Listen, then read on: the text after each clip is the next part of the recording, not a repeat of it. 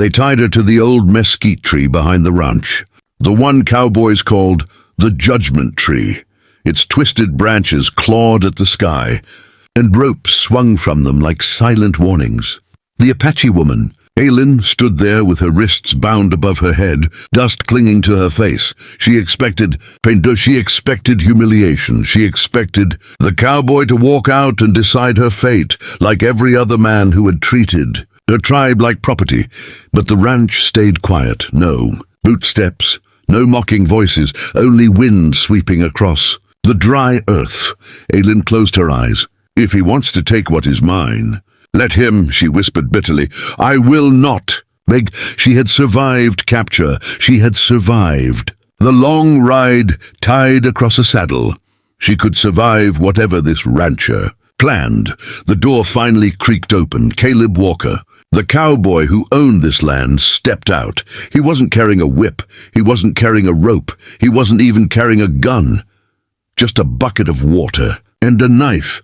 Aylin stiffened. The other ranch, Hans, who brought her here, had accused her of being a tribal spy, someone sneaking near the cattle pens.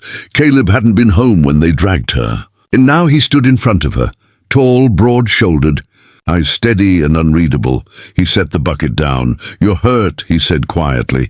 Aylin's breath hitched. That was not what she expected. You tied me here, she snapped. I didn't, Caleb corrected. My ranch hands did, and they're idiots. He stepped closer, the dust swirling around his boots. Aylin lifted her chin. If you're going to use me, then do it. I've seen men like you. Caleb stopped dead in his tracks, stunned. Use you? He repeated, voice flat. You think that's why I'm here? Aylin didn't answer. She didn't need to. The fear behind her eyes said enough. Caleb exhaled slowly, then walked behind her. She tensed as he reached for her waist, but instead of touching her, he slashed the rope. The tension snapped. Her arms dropped. Aylin stumbled forward, caught off balance after hours of being stretched and tied. Caleb caught her before she hit the ground. Easy, he said. No one's going to hurt you here. Not while I'm breathing. Aylin stared up at him, shocked. The man whose land she feared, the man she thought would take advantage of her, was treating her with more care than anyone had in months. Caleb brushed the dust from her cheek with the back of his hand. Let's get those wounds looked at, he said softly. And then, you're going to tell me who tied you and why they thought a woman in pain is a threat. Aylin swallowed hard. For the first time since her capture, someone saw her not as property, but as a person. She nodded slowly. I will tell you, she whispered, but you won't believe who's hunting me. Caleb's jaw tightened. Try me. Caleb guided Aylin into the ranch house, the wooden floor cool beneath her bare feet.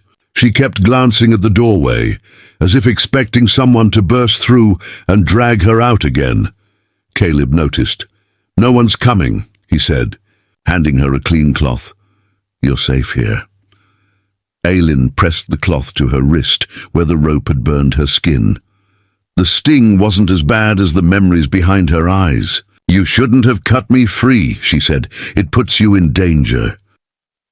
Caleb leaned against the table, arms folded. What danger? Those fools outside, who can't even saddle a horse right. Aylin shook her head. I'm not talking about your men. Her voice dropped to a thin whisper. I'm talking about the man who hunts me. Caleb's expression shifted. He didn't interrupt. Aylin took a long breath. He was once part of the Apache, a respected warrior. But he betrayed our people, sold our secrets to settlers, killed his own chief to steal authority. Caleb's brows drew together. Why would he chase you? Aylin hesitated, then met his gaze. Because I saw him murder our chief with my own eyes. I escaped before he could silence me. Now he needs me dead. Outside, the ranch hands were still arguing by the fences, unaware that a storm was building inside the house. Caleb's voice hardened, slow and steady. Does he have a name? Aylin looked toward the window, as if she could feel the man's shadow from miles away. Talako. Caleb's jaw clenched around the name. It carried weight, The kind you feel in your bones, and he'll come here? Caleb asked. He always finds me, she murmured. He tracked me through forests, through canyons, even across burning sand. He doesn't stop. He doesn't bleed. He doesn't sleep. Caleb pushed off the table. Well, he hasn't met me yet. Aylin blinked, surprised at his certainty. You don't understand, she insisted. He has men, weapons, alliances with settlers who want our lands. He's dangerous. Caleb grabbed his hat from the hook. So am I. Aylin stared at him, unsure whether to be grateful or terrified. You don't even know me, she whispered. Caleb stepped closer, his voice low and calm. I know enough. I know you're hurt. I know someone wronged you. And I know I won't let a woman be hunted down on my land like an animal. Aylin swallowed, emotion tightening her throat. You think you can stop him? Caleb opened the door, looking out over the fields as the sun dipped low, the kind of sunset that signaled trouble more than beauty. If he's coming, Caleb said, pulling his coat from the rack, then I better meet him before he reaches my doorstep. Aylin grabbed his arm. Caleb, please don't go alone. He looked back at her, eyes steady. I won't be alone.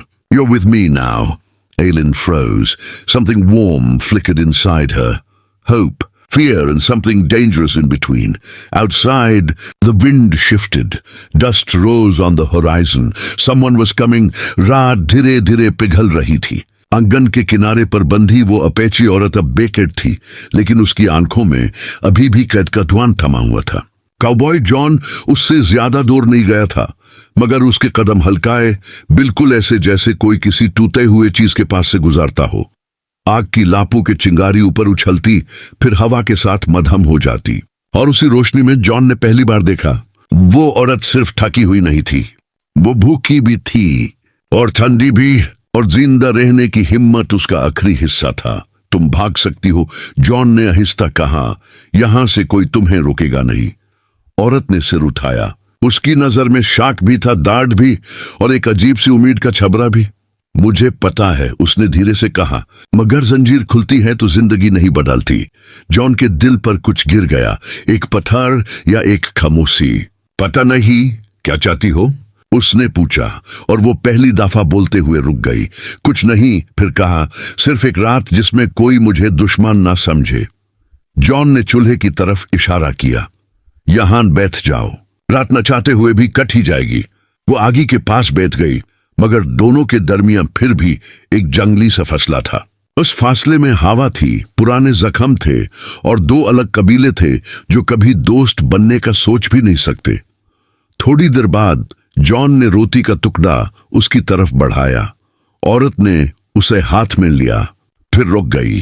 तुम्हारी कौम के लोग ने हमारे लोगों को, तुम जानते हो क्या किया, और तुम मुझसे उम्मीद रखते हो कि मैं तुम्हारे हाथ से कुछ खा लूं। जॉन ने हवेली के साए की तरफ देखकर कहा, मैं किसी कौम का इम्तिहान नहीं हूं, बस एक आदमी हूं जो चाहता है कि तुम रात सरवाइव कर लो। रोटी का टुकड़ा धीरे से उसकी उंगलियों तक गया, और इस दफा उसने रोकना छोड़ा नहीं।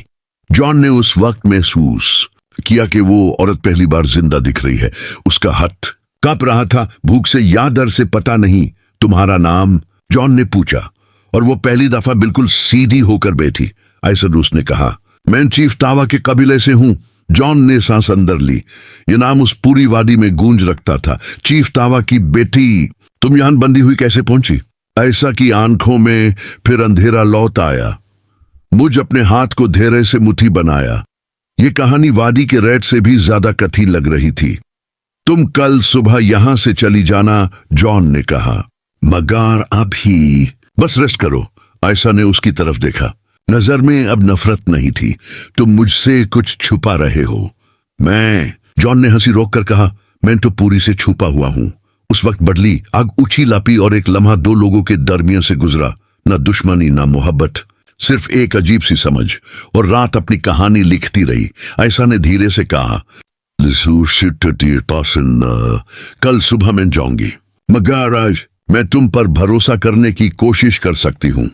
जॉन ने सिर्फ इतना कहा, या ही काफी है, और दोनों चुप हो गए। आग बोलती रही, और वादी पहली दफा एक अपैची और एक काउबॉय को एक जैसी तन्हाई में साथ सांस लेते देख रही थी।